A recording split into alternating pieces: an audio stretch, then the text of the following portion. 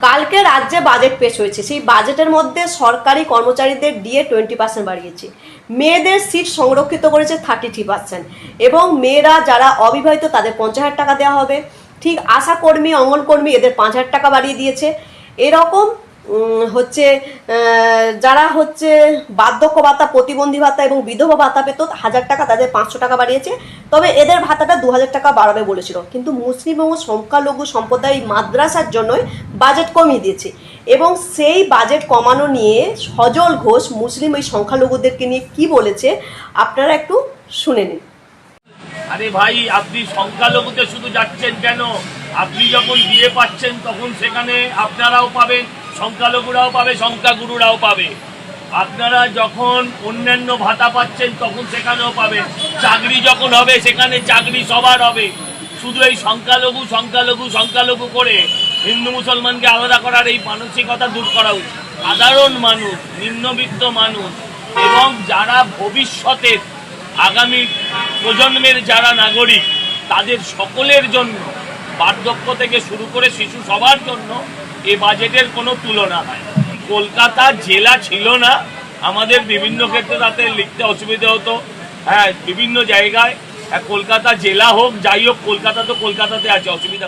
এই বাজেটের মধ্যে যেটা আমার মতামত সেটা হচ্ছে বার্ধক্য, প্রতিবন্ধী এবং বিধবা এদের ভাতাটা যেন অন্নপূর্ণা ভাণ্ডারের মা কাকিমাদের যেমন 3,000 টাকা ভাতা করা হয়েছে, এদের ভাতাটাও সমান ভাতা করা উচিত।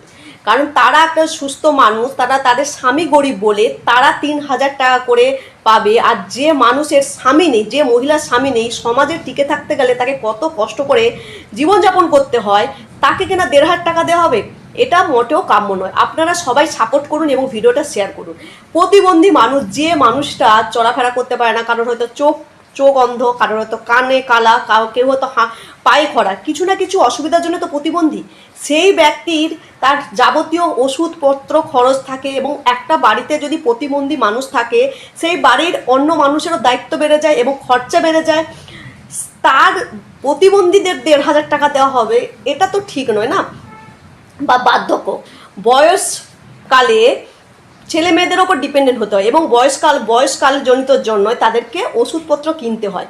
এবং ডিপেন্ডেন্ট হওয়া মানে কিন্তু কিছুটা জায়গা অসহায়। আর আজকের সমাজে দাঁড়িয়ে না, বাবা মাকে বয়স হলে সমাজে ছেলেমেয়েরা কি চোখে দেখে, কিভাবে সবাই কি আর ভালোবেসে মাথায় তুলে রাখে? তা তো নয়, তাদের কিন্তু পয়সা কড়ির প্রয়োজন।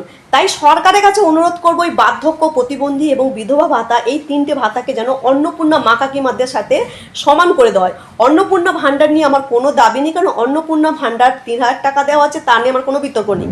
কিন্তু এই অন্নপূর্ণা ভাণ্ডারটা যেমন 3,000 টাকা দেওয়া হচ্ছে, তারা সুস্থ মানুষ, তারা চাইলে একটা ছোটোখাটো ব্যবসা, দোকান, কারোর বাড়ি রান্না করেও তারা কিন্তু চালিয়ে নিতে পারবে। একটা প্রতিবন্ধী মানুষ পারবে বা একটা বয়স্ক মানুষ পারবে? এই ব্যাপারটা যেন সরকারের দৃষ্টিগোচর হয়। দ্বিতীয় কথা হচ্ছে টেম্পোরারি কর্মচারী, ক্যাজুয়াল কর্মচারী এবং বিভিন্ন কর্মচারী যারা থাকে কন্ট্রাকচুয়াল, তারা দিনের পর দিন কম স্যালারিতে দিনের পর দিন কাজ করে যাচ্ছে, তাদের দিকটাও যেন দেখা হয়। এই বাজেটে তাদের দিকটা নেই। এই কিছু জিনিস আমার মাথায় এলো যে কন্ট্রাকচুয়াল বা, তবে আরেকটা জিনিস হচ্ছে মিড ডে মিলে যে খাবারটা ছিল 6 টাকা 94 পয়সা না কত একটা, সেটা 10 টাকা করা হয়েছে। এই মিড ডে মিলের খাবারের যে দামটা বাড়িয়েছে, এটা খুব ভালো কাজ হয়েছে, এটা সত্যি খুব প্রশংসনীয়। মেয়েদের সিট সংরক্ষিত হচ্ছে, মেয়েদেরকে গুরুত্ব দিয়েছে যাতে মেয়েরা পিছিয়ে না থাকে, এটা খুব ভালো হয়েছে। কিন্তু আমার দাবি হচ্ছে এই অন্নপূর্ণা ভাণ্ডারে যেমন 3,000 টাকা দেওয়া হচ্ছে, তেমনি প্রতিবন্ধী, বার্ধক্য এবং বিধবা ভাতার যেন 3,000 টাকা দেওয়া হয়। এইটুকু দাবি আমি রাখলাম।